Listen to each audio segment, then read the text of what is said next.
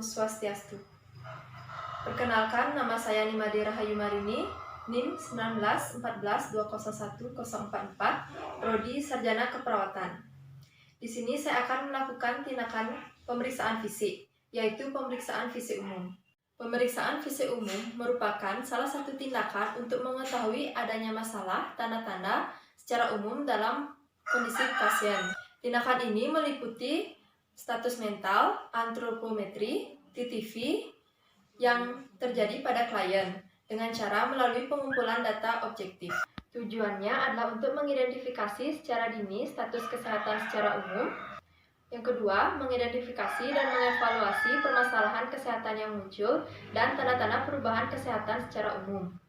Yang ketiga, mampu melakukan kolaborasi ataupun rujukan jika terjadi permasalahan kesehatan yang muncul. Adapun alat yang perlu dipersiapkan yaitu troli, timbangan, meteran, pita pengukur, metelin atau pita pengukur lingkar lengan atas, penggaris ukuran 30 cm, termometer, pelumas, tensimeter, stetoskop, jam tangan, pen light, pinset, kertas tisu atau kasa, kapas alkohol, sarung tangan, masker, bengkok, baki, dan buku catatan. Sebelum melakukan tindakan, tetap menjaga privasi klien dengan menutup sampiran. Kemudian, mencuci tangan dan menggunakan APD.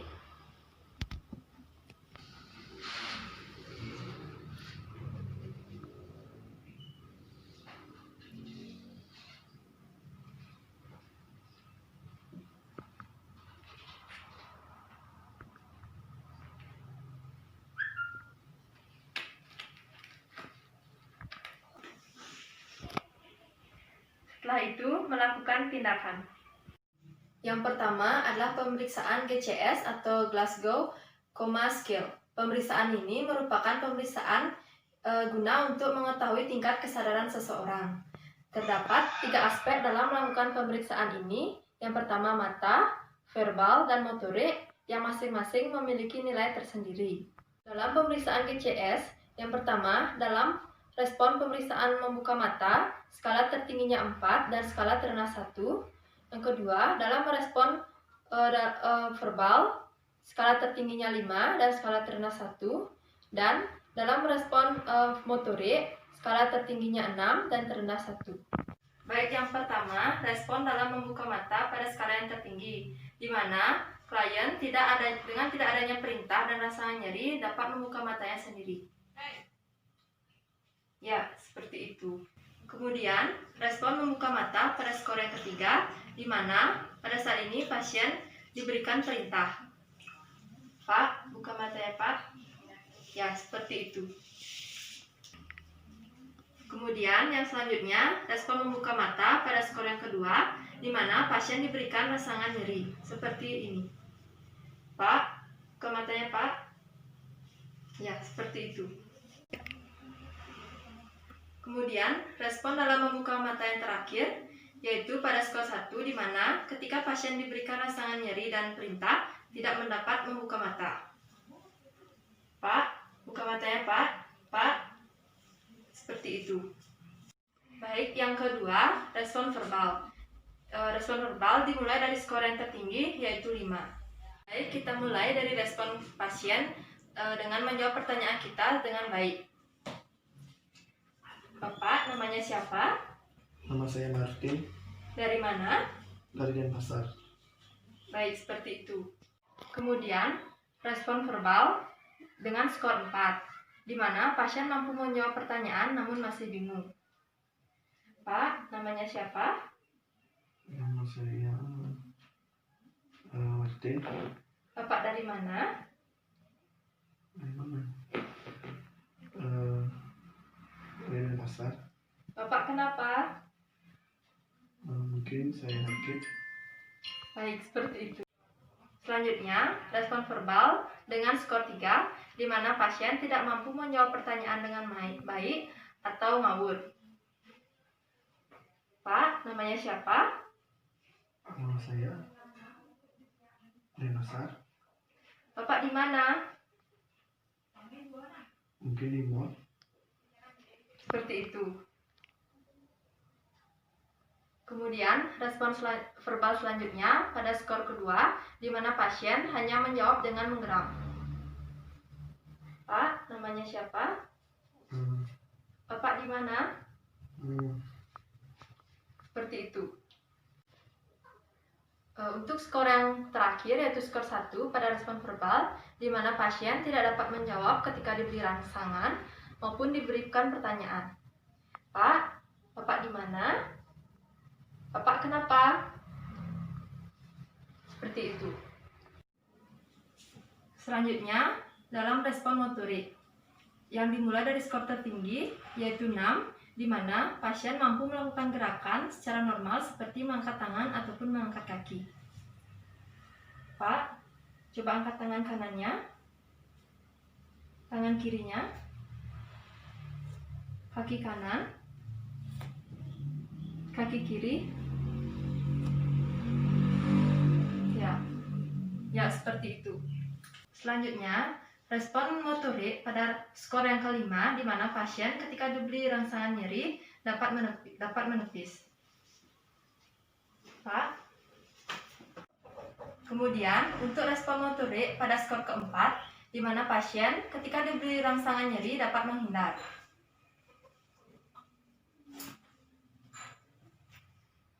Seperti itu. Kemudian, untuk respon motorik pada skor ketiga, di mana pasien ketika diberi rangsangan melakukan fleksi abnormal.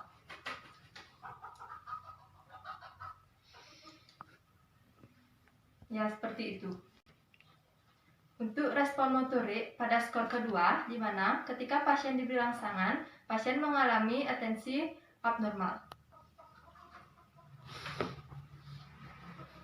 Seperti itu. Kemudian, respon motorik yang terakhir atau skor yang terendah, di mana pasien ketika diberi rangsangan ataupun perintah, pasien tidak mengeluarkan kata-kata ataupun merespon. Pak, seperti itu. Kemudian, setelah melakukan tindakan, melepaskan APD dan mencuci tangan.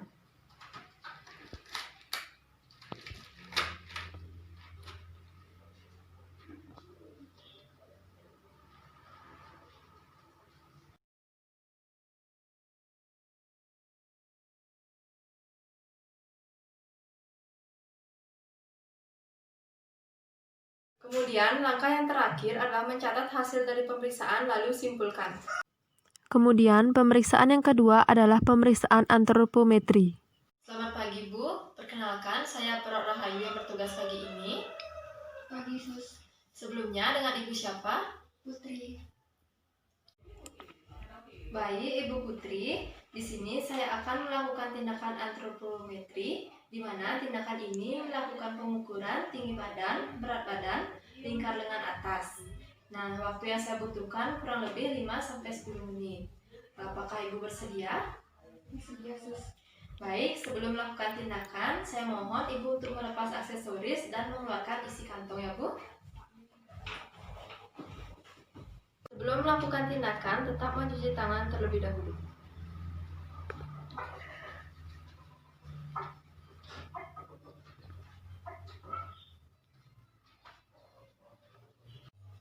Baik, yang pertama, melakukan pengukuran tinggi badan. Pastikan alat terpasang dengan benar dan pasien tubuh menempel di dinding dan arah mata menghadap ke depan.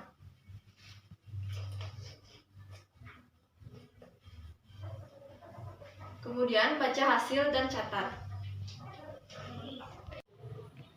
Kemudian melakukan pengukuran berat badan, di mana kita harus memastikan timbangan berada pada angka 0. Baik, Bu, silahkan naik. Kemudian, baca angka pada timbangan dan lakukan pengukuran dalam 3 kali. Setelah itu, cari rata-ratanya, lalu catat hasilnya. Selanjutnya, mencari pengukuran IMT atau indeks massa tubuh dengan rumus berat badan dibagi dengan tinggi badan dalam sentimeter. Selanjutnya, melakukan pengukuran lingkar lengan atas dengan tujuan untuk mengetahui prevalensi status gizi. Selanjutnya, posisikan pasien agar tetap rileks. Selanjutnya, sing-singkan lengan baju pasien agar lengan atasnya tidak tertutup. Permisi ya, Bu. Selanjutnya, posisikan antara pangkal bahu dan ujung siku dengan tangan dilipat ke dalam menghadap ke perut. Selanjutnya, ukur antara pangkal bahu atau akromion dengan ujung siku atau olecranon dengan pita lila, kemudian mencari titik tengahnya lalu beri tanda.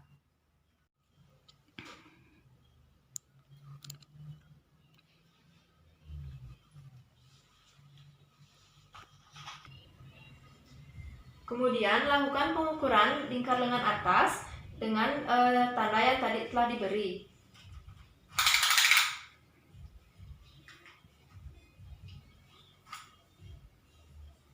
Lalu diberi tanda dan lakukan pengukuran sebanyak 3 kali. Kemudian setelah selesai melakukan pengukuran, catat hasilnya dan cari rata-ratanya. Setelah itu, hitung. Baik, setelah selesai melakukan tindakan, tetap mencuci tangan.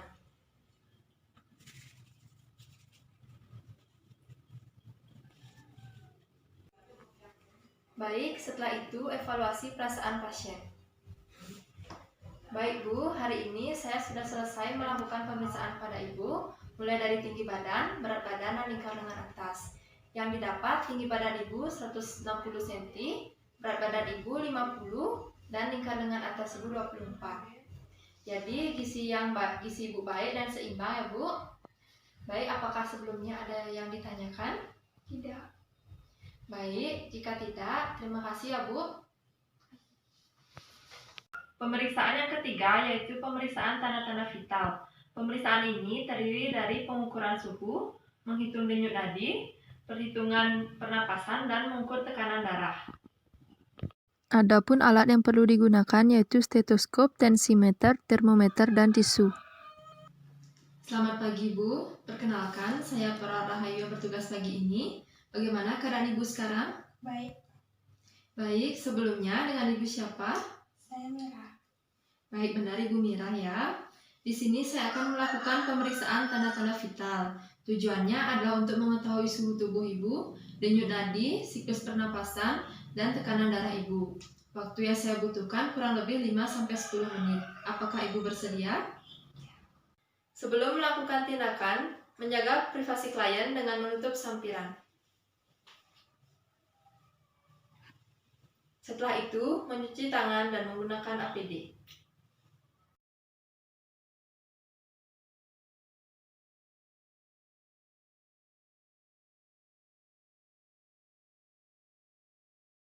Baik, pemeriksaan yang pertama yaitu pengukuran suhu tubuh.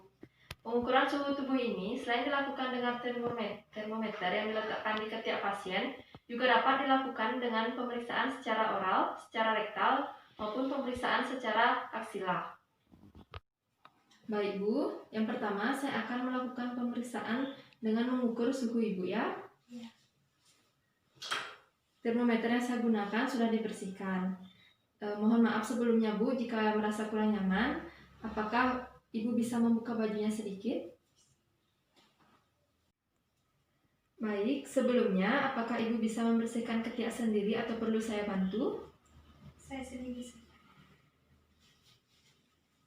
Baik, silakan Bu.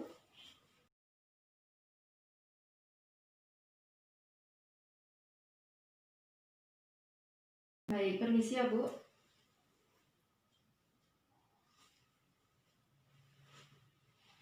Baik, sembari menunggu pengukuran suhu tubuh pasien, lakukan pengukuran denyut nadi dan pemeriksaan respirasi.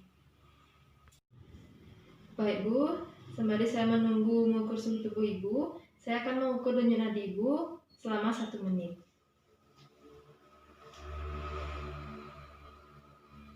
Sembari mengukur denyut nadi, juga amati siklus respirasi pasien. Baik, normal ya Bu, denyut nadi Ibu 60 kali per menit dan siklus respirasi Ibu juga normal. Baik, permisi ya Bu, Saya ambil termometernya. Baik, suhu ibu normal 36,5 ya bu.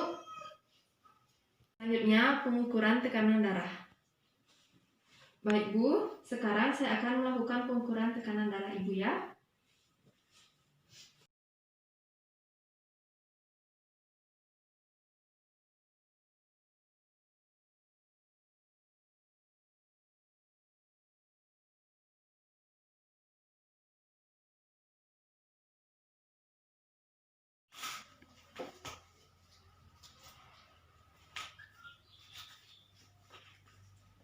Kemudian cari denyut nadi arteri brachialis, lalu letakkan stetoskop di atas denyut nadi arteri brachialis.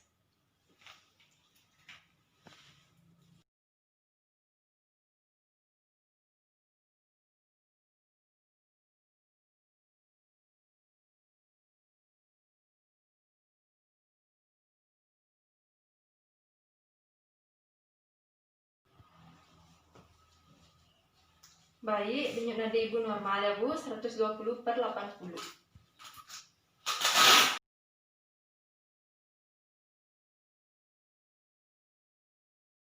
Baik, pemeriksaan sudah selesai ya bu.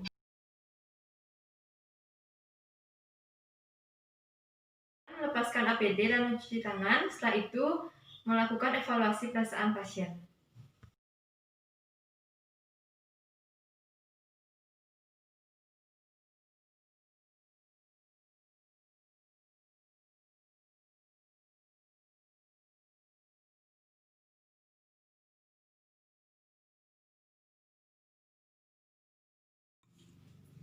Baik, pemeriksaan sudah selesai ya Bu. Sekarang saya akan membacakan hasil dari pemeriksaan tadi. Baik, untuk suhu tubuh ibu normal ya Bu, 36,5 derajat Celcius. Untuk denyut nadi ibu juga normal, 60 kali per menit. Untuk pernapasan ibu juga normal, 15 kali per menit. Dan untuk tekanan darah ibu normal juga ya Bu, 120/80. Baik, bagaimana perasaan ibu sekarang? Apakah merasa lebih nyaman? Iya. Baik Bu, nanti sekitar pukul 10 saya akan kembali untuk membawakan ibu obat. Sebelum saya tinggal, apakah ada yang ibu ingin ditanyakan? Tidak. Baik, jika tidak, terima kasih ya Bu. Iya. Baik, demikianlah video demonstrasi tentang tindakan pemeriksaan umum yang meliputi pemeriksaan GCS, tanda-tanda vital, dan antropometri. Mohon maaf jika ada kesalahan. Sekian dan terima kasih. Om Santi Santi Santi Om.